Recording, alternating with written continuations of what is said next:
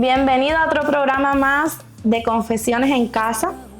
Hoy tenemos a Ivette y a su hijo José. Ivette, una mujer que me impactó su testimonio, todas las luchas que ha pasado. A veces vemos a las personas y no sabemos hasta dónde todas las cosas que están pasando. Ivette, bienvenida. Muchas gracias. José, bienvenido. Gracias por traernos a nosotros aquí. Ivette, te tengo una pregunta que le hago a casi todo el mundo que llega a mi programa de primero. Y es, ¿cómo fue que conociste a Dios? Pues nosotros nos criamos en la iglesia y después de cierta edad, pues me separé del Señor. Me separé por muchos años del Señor, muchísimos años del Señor. Y en el 2016, pues volví a tener un reencuentro con el Señor y desde entonces le estoy sirviendo y le estoy siguiendo y no lo dejo. ¿Y qué fue lo que te llevó a ese reencuentro? Cosas que pasan en la vida, por ejemplo, la condición de mi esposo, la condición de mi hijo, los dos están en diálisis. Mi hijo, pues, la pasó peor porque los sitios donde lo tienen que inyectar para hacerle su diálisis no funcionaron y he tenido muchas operaciones.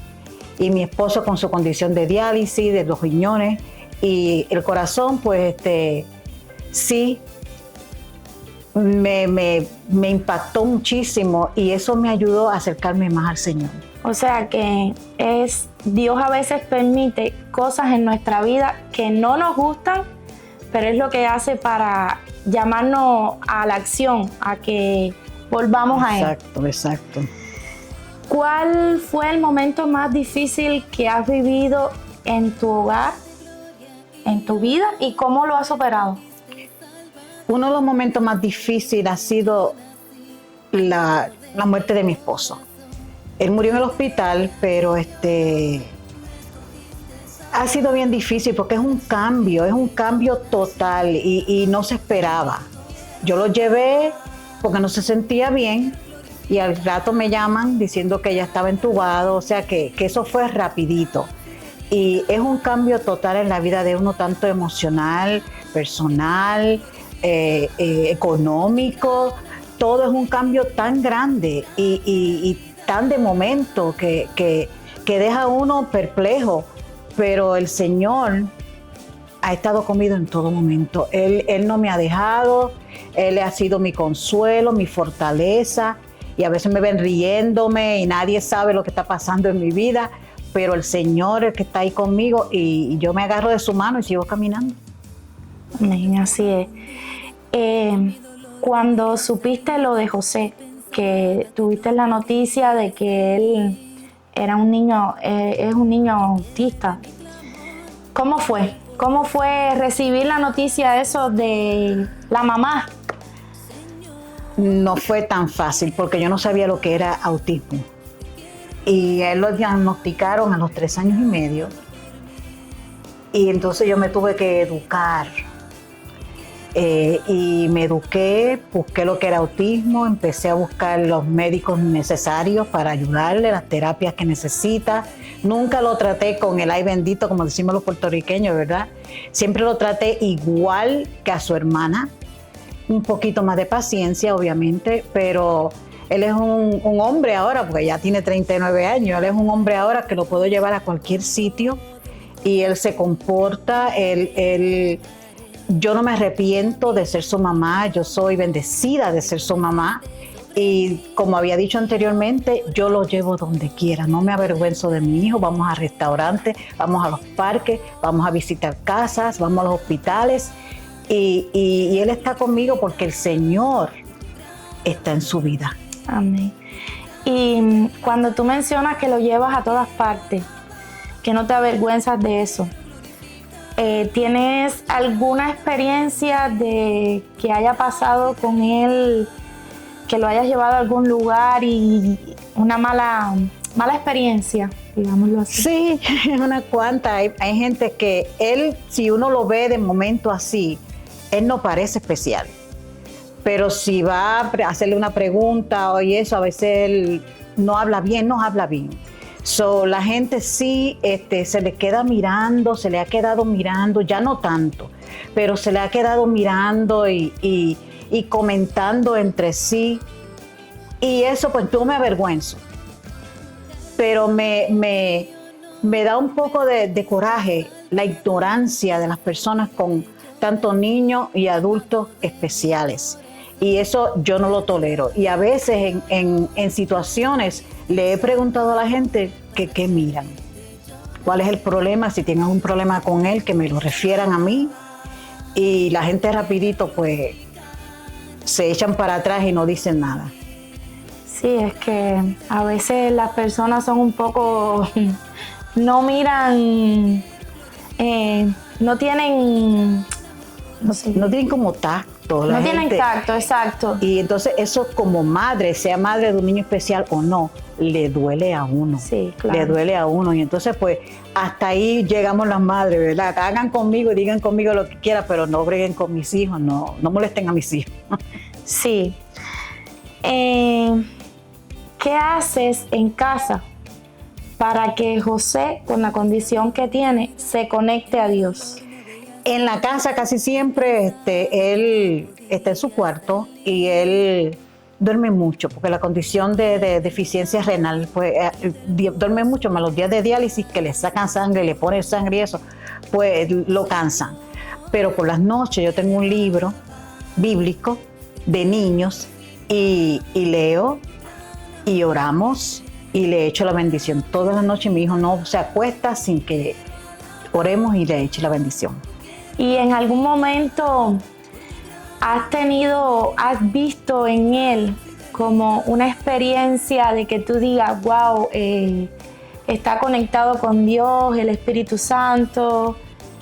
Ha habido 2 ocasiones. Muchos años atrás estábamos en una iglesia y estábamos sentados para atrás, lo que nunca, yo siempre me siento al frente, pero nos sentamos atrás. Y había una muchacha que siempre estaba con depresión bien triste. Es una condición que ella tenía todo el tiempo. Y en ella me contó a mí que ella miró para atrás y en vez de ver a José, lo que vio fue una cara bien resplandeciente. Y ahí mismito se le quitó todo. Y yo dije, bueno, pues es el Espíritu Santo que está trabajando con él. Y en otra ocasión, en la iglesia donde vamos, están predicando. Yo no lo vi, me lo dijo la pastora Zoraida, que lo vio, que mientras estaban predicando se le salían las lágrimas a él. O sea que yo sé que el Espíritu de Dios está con él y que él siente, él le encantan las alabanzas y él las siente. Yo sé que el Espíritu de Dios está conmigo.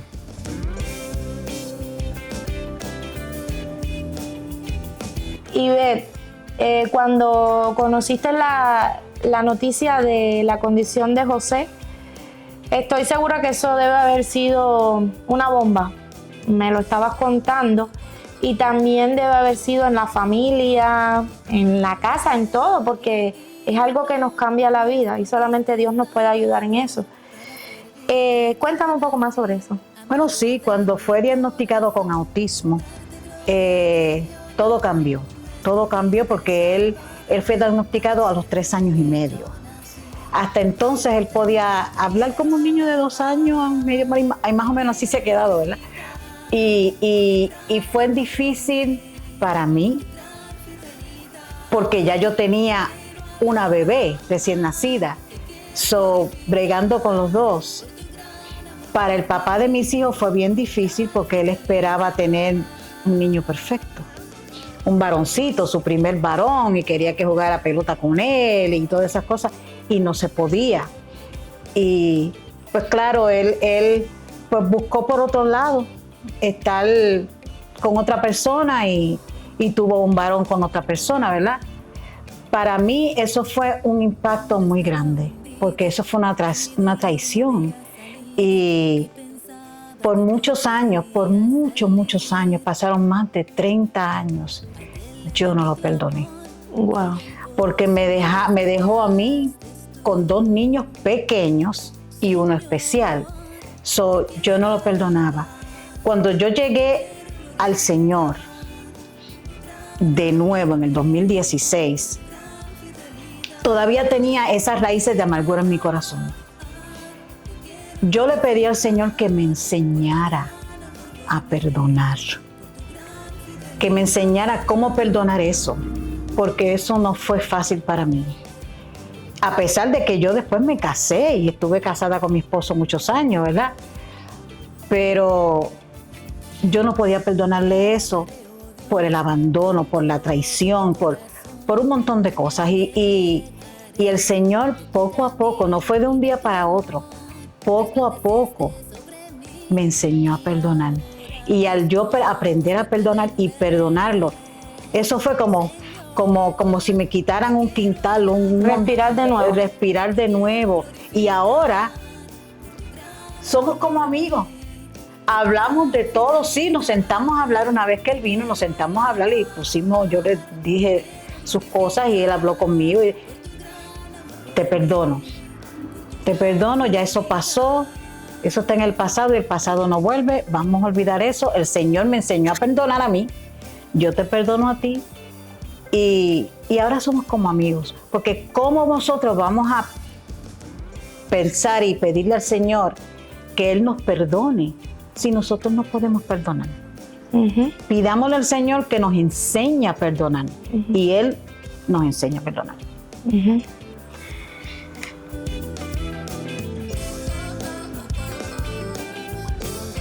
Y Beth, ¿cuál es uno de los momentos más difíciles que has vivido en tu vida?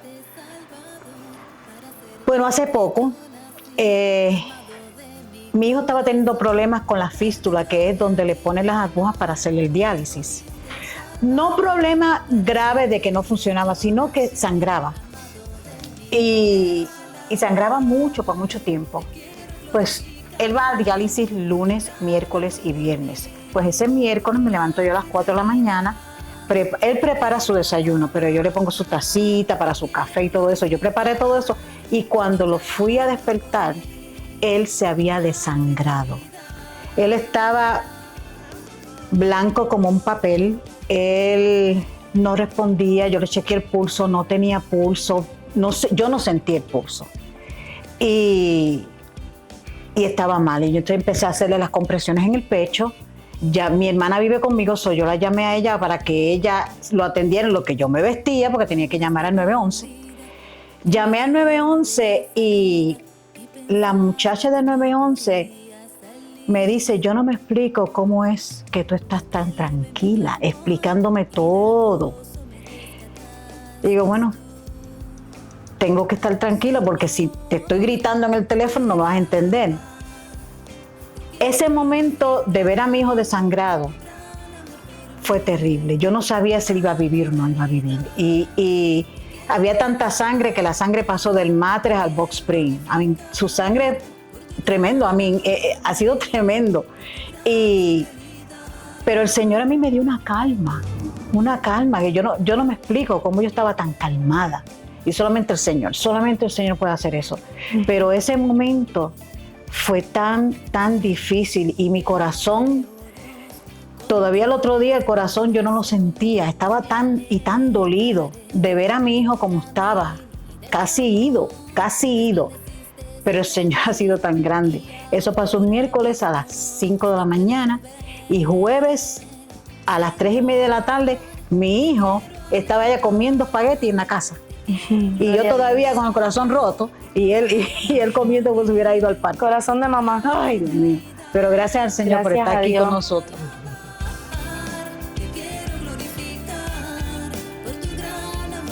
¿Qué retos crees que enfrentan hoy en día las mamás solteras o una mamá como tú que perdió a su esposo, una viuda, con un niño como José?